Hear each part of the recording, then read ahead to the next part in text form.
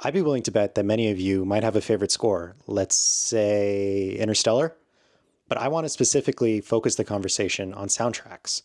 What's the difference, you may ask? This is bothering me because I learned the exact definition difference when I was working on The Boys and we were going through credits, but the general idea is that score means instrumentals, while the soundtrack is the lyric songs in the movie as well as the score. This all gets a bit more murky, as soundtracks often include songs that aren't in the movie, but were used in promotion or just match the general vibe, but we get the idea.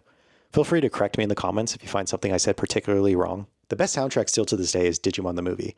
I was thrilled to find that for borderline millennials, this doesn't seem to be an outrageous pick. In fact, there are a few different YouTube videos that go into depth about the Western release of Digimon the movie, and all of them seem to touch on just how awesome the soundtrack was for kids at the time. It really is this amazing compilation of what it was to grow up in the late 90s and early aughts. The song selection just oozes positivity and excitement.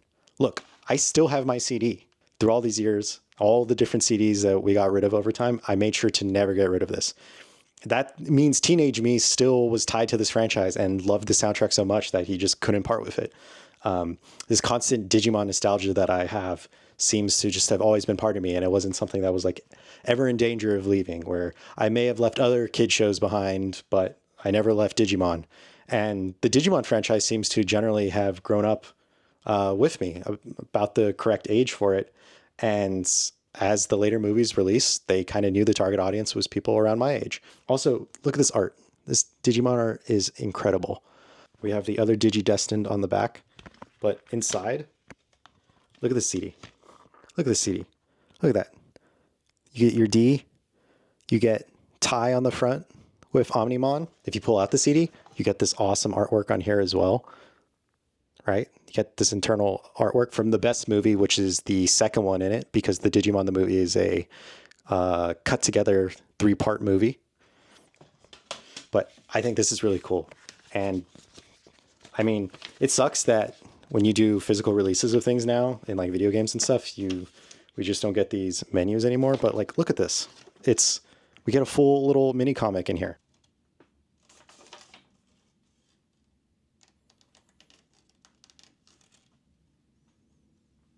We have these advertisements for the old card game. I'm pretty into the new card game as well, and I think that's a ton of fun.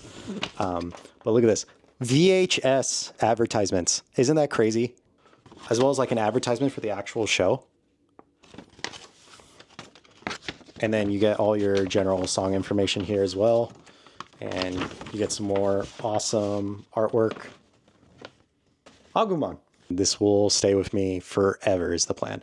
Also, I went on eBay. These are go for like 50 or 60 bucks now, and there's not that many listed. So these seem to be pretty rare. If you haven't heard of these songs before or haven't in a while, I encourage you to give them a listen. Guys, this soundtrack kicks off with the infamous Digirap. The opening line is, "The Digivolution is up and running. Did you see? Did you hear? Did you know it was coming?" That is fucking awesome. Now, to be fair, it's all downhill after that, but if you don't like that, you are just fundamentally a miserable person. So off the bat, once you get through the first line, it is a skip, but I'll call this one a wash because of the sheer contribution to the arts that one line provides. The immediate follow-up is All Star by Smash Mouth. Now, I really think that this is the most 1999 song of all of them, since it is the most popular one here and was used in so many different movies from this era. I mean, really, take a look at this list. Inspector Gadget, Digimon, Rat Race, and finally Shrek. Good for Smash Mouth. I know they made a decent chunk of change from all this licensing. Rockefeller Skank is the third song, but I never liked it as a kid, and since I would skip it on my CD player, we can skip it here as well. That's okay though, because the immediate follow-up is Kids in America. So this song was one of the main ones to promote the movie and had an animated music video where the band goes to watch the Digimon movie in a theater. They are also joined by Greymon at one point, implying that in this universe, the Digimon are actors. The first song in the credit sequence is also Kids in America, which is truly a genius choice. They just spent 90 minutes hyping up kids that they can save the world, and as long as they stand together, they can defeat any enemy. Just a chef's kiss. Our fifth song is Hey Digimon, which is from the TV show, and I enjoy it quite a bit. It reminds me a lot of the Dragon Tales theme song because it is so laid back and joyful. That is followed up by One Week by Bare Naked Ladies. In the context of the movie, it plays over a bit of a montage as our characters are all separated, and it works really well. The top comment on the music video is, list songs that weren't on the Shrek soundtrack on any physical level, but were there spiritually. I see that as a massive win for the Digimon soundtrack since we don't have to pretend over here. Next is the impression that I get by the Mighty Mighty Boss Stones. I love when the song comes on shuffle and often catch myself singing along. Its popularity stands wholly on its own, and it's just a testament to the quality of the soundtrack that it finds itself on here. All My Best Friends Are Metalheads is in at eighth, and with it, my favorite use of a trombone in any song I've ever heard. It just makes everything so alive. As you would expect, there are many Digimon comments here as well. Runaround by Jason Radford has no official upload on YouTube and is completely kept alive by multiple Digimon videos. In the context of the movie, it plays in the background while Bunny with a machine gun fights Antilomon. Digimon is wild, y'all. I don't have time to get into it. If you know, you know. Nowhere Near by Summer Camp puts us near the end of the album and is another enjoyable song. It seems this never really reached a high level of popularity, which is always a shame. Spill by Show Off makes me feel like I'm watching American Pie, in that it is almost a parody of the era. It's as if you were going to make a song now of the late 90s just to mock it. This one is just another skip for me. Finally, we arrive at our last song, Here We Go by Jason Gochin. This plays just before the climax and the all is lost moment as War Greymon and Metal Garurumon surf the web into the final battle. This moment is so hype because those are the two fan favorite Digimon and the most powerful from the original series. Watching this, you're like, oh shit, it's about to go down. If you're in your late 20s and you were also a fan of Digimon, I assume that this also is probably your favorite soundtrack. It brought me a lot of joy to go on YouTube and find all these comments and find all these YouTube videos that where everyone was just reminiscing and really enjoyed the music here and really appreciated all the work that the team put in the Western release to make this such a big part of our childhood. So good job, guys. Guys and girls, there are still people that appreciate your work. What is it?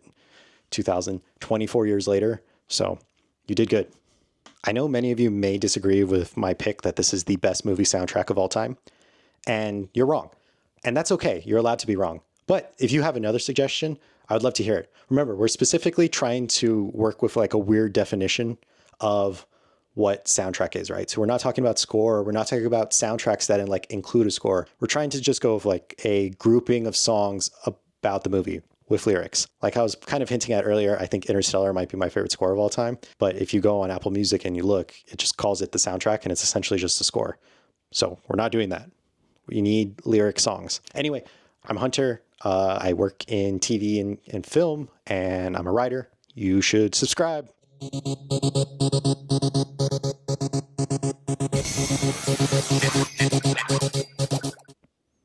Millennial pause.